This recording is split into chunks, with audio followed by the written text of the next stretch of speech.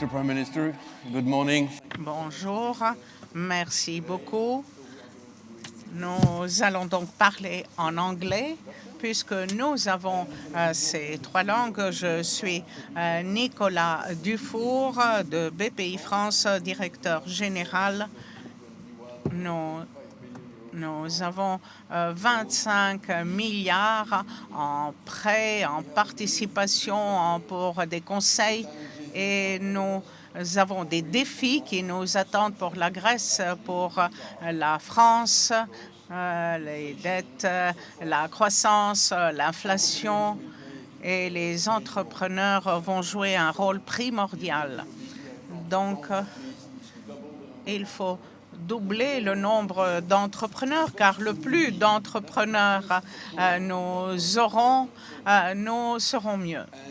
Et nous pensons également qu'il y a beaucoup de choses que nous pouvons faire en Europe avec une meilleure connexion entre les écosystèmes des entrepreneurs, des start-up, des petites et moyennes entreprises, des grandes entreprises à travers le continent. Et nous pensons qu'avec la connexion des banques de développement, nous pouvons réaliser ce rêve. C'est la raison pour laquelle nous avons collaboré avec nos collègues grecs les 2 dernières années intensément, avec d'autres en Europe.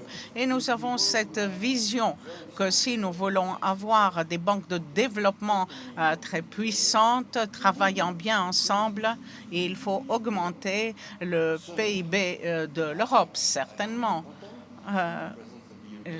Ici, nous avons la présence de la Commission européenne. Je vous remercie d'être présente aujourd'hui. Nous avons 10 nationalités ici présentes ce matin. Ce qui est certain, c'est qu'avec la connexion, la liaison entre les pays, nous allons créer de la valeur.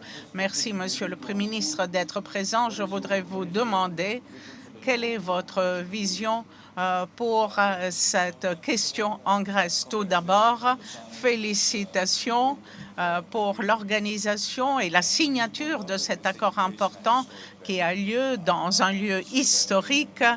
C'est un lieu, un emplacement où il y a 43 ans, la Grèce a accédé à la communauté économique européenne. C'est ici qu'a été signé l'accord d'adhésion, et l'initiative de rassembler ici des banques de développement de différents pays européens me semble une idée très intelligente. Je voudrais féliciter la Banque hellénique de développement et son écosystème pour tout le travail effectué en des temps très ardus, très difficiles. À partir du moment où nous avons accédé au pouvoir, je pensais que ce gouvernement devait soutenir l'écosystème des entrepreneurs en Grèce. Nous émergions d'une crise très pénible. Et en tant que résultat, en tant que conséquence secondaire positive, la mentalité a changé parmi les citoyens. L'esprit d'entreprise est vraiment bien enraciné, et nous avons des forces d'entreprise au sein de la société, car nous avons toujours tenu compte du fait que les entrepreneurs en Grèce travaillaient très bien à l'étranger, mais pas tellement bien en Grèce. Nous avons voulu renforcer le financement, l'arme de financement de l'État. Nous avons voulu également nous occuper des impôts sur les revenus, les profits, les dividendes, changer les règlements et nous assurer que les différents avantages des écosystèmes pouvaient coopérer d'une manière très constructive. Et ce qui est intéressant, c'est que nous avons eu tout d'abord des succès impressionnants. Nous avons déjà des histoires à succès qui nous inspirent, qui inspirent les jeunes entrepreneurs de suivre la même voie. Nous avons commencé à enseigner l'entrepreneuriat au sein des écoles importantes. Nous avons des initiatives publiques privées, ce qui renforce la concurrence et encourage cet esprit d'entreprise pour le plus jeune âge. pour les classes d'âge les plus jeunes et nous sommes confiants que cet écosystème d'entreprise va vraiment démarrer encore plus, va être renforcé et la technologie devrait contribuer à 10% du PIB, doublé si vous voyez des secteurs tels que les grandes données, les data, tout ce qui se passe. Les investisseurs étrangers tiennent compte de ce qui se passe en Grèce et les compagnies grecques commencent à attirer des capitaux, des fonds importants. Les citoyens croient à ces histoires à succès et en fin de compte, notre but était toujours de renforcer un développement, une croissance durable qui doit être dirigée, qui doit être acheminée par des investissements et malgré toutes les difficultés que nous avons rencontrées, la guerre récente en Ukraine, nous sommes engagés, nous nous engageons à créer une croissance durable en Grèce dans les secteurs qui peuvent être compétitifs. Absolument, nous sommes très impressionnés par tout ce qui se passe ici et dans l'écosystème grec, bien sûr. La question qui se pose pour nous en France, au sein de BPI France, et je crois en Grèce et ailleurs, c'est comment accélérer cette évolution pour faire face aux défis, pour pouvoir relever ces défis. Je crois que le marché est très important. Est-ce que vous pouvez nous dire comment vous envisagez l'avenir de l'intervention publique en Grèce pour accélérer ce mouvement, cet élan? Oui, je crois que dans les panels que vous aurez, vous allez discuter de ce qui est fait sur ce front. La banque de développement n'était qu'une coquille vide, sans contenu. Bien sûr, elle s'est établie peu à peu en tant que présence importante en Grèce et qui a été importante pendant la pandémie. Nous avons soutenu les entreprises grecques afin de nous assurer que les emplois soient bien protégés. Et maintenant, en nous éloignant de la pandémie, nous voyons également ce qui se passe du côté dette, du côté participation et également, pour moi, il s'agit d'une histoire personnelle très importante car vous savez peut-être que j'ai commencé ma carrière dans les sociétés de participation privée au début des années 80. Nous avons eu le premier fonds de technologie, le premier incubateur. Nous étions peut-être en avance sur notre temps lorsque nous avons entamé ces initiatives et maintenant nous avons besoin de plus d'instruments de financement innovatifs. Nous avons besoin également de sociétés de capital à risque en Grèce. J'ai travaillé dans ce domaine autrefois et maintenant, je vois qu'il y a de tels fonds de capital à risque en Grèce qui sont très attractifs pour les investissements au stade initiaux, pour les startups, pour les jeunes pousses. Et maintenant, je vois qu'il y a des opportunités pour les entreprises moyennes pour attirer un capital de participation en action.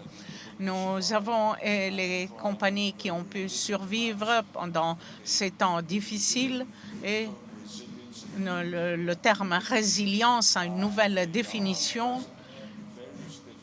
Il existe dans différents secteurs de l'économie hellénique et nous avons cette croissance. Si vous voyez les grandes tendances, dont l'une sera la consolidation des chaînes d'offres, de fournitures, et il faut tirer avantage de ces tendances. Et plusieurs compagnies européennes et françaises voudront cette chaîne, la renforcer plus près de chez eux et regarder moins vers l'Asie, ne se tourner moins vers l'Asie et plus vers l'Europe pour suivre de près ce qui se passe également en Grèce, de nouveaux secteurs où nous pouvons ajouter de la valeur, voir ce qui est renouvelable. Les secteurs, nous voulons contribuer beaucoup plus à ces plus-values, à ces chaînes de valeur. Nous avons également l'énergie éolienne offshore.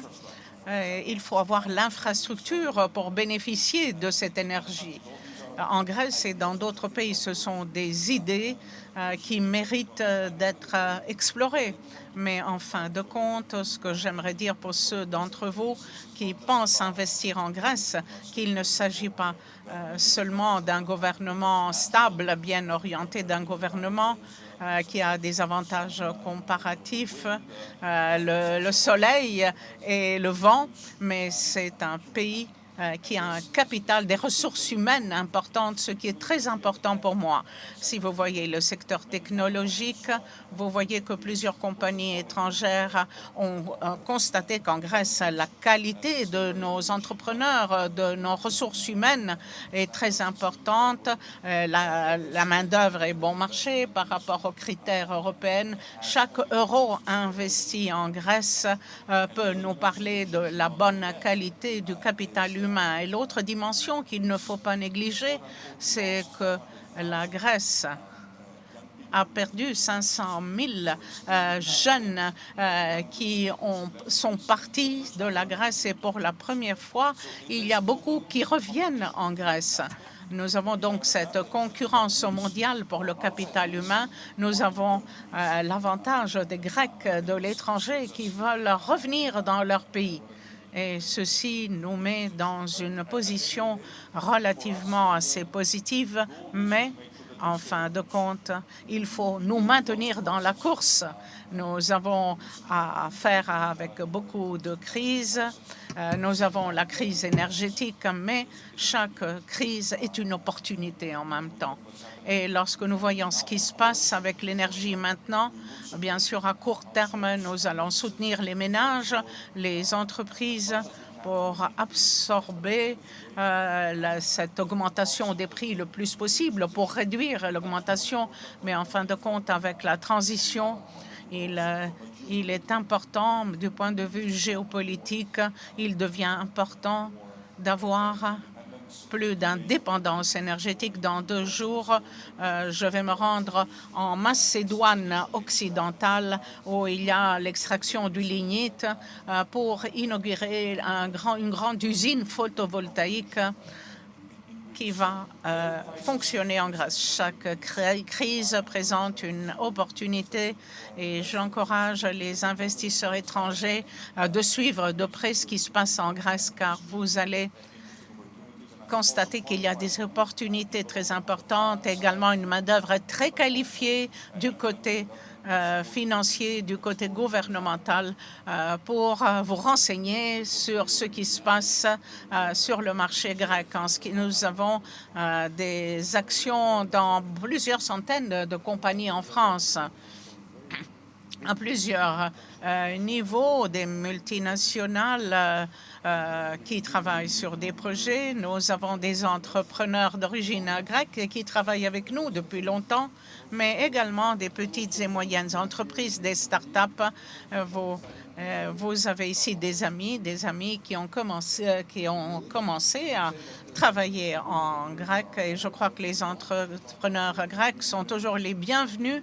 En France, nous avons toujours une manifestation en octobre qui a rassemblé dans un stade à Paris des centaines d'entrepreneurs. C'est le 6 octobre qu'aura lieu cette manifestation. Nous aurons une délégation d'entrepreneurs grecs, vous qui ont été les bienvenus. Il faut améliorer les possibilités entre les pays, les rapports entre les pays, entre les entreprises. Il faut avoir l'ambition d'avoir une collaboration franco-grecque, franco-danoise, franco-allemande, des équipes qui travaillent ensemble, qui partagent différentes structures dans un portefeuille à travers les pays.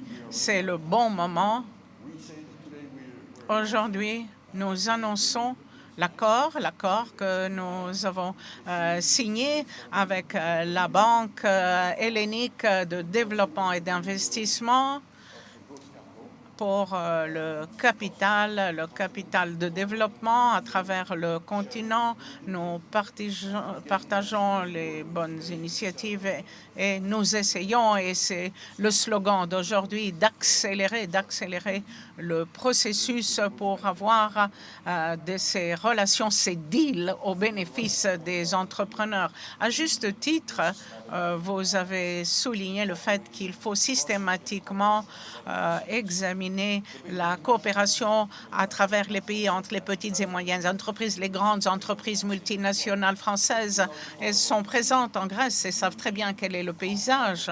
Nous voulons avoir un marché commun européen pour les petites et moyennes entreprises, et sous le chapeau des grandes multinationales des pays européens, il faut comprendre que l'investissement dans un autre pays européen doit être quelque chose de naturel, pas quelque chose de compliqué. C'est notre marché commun, notre avantage.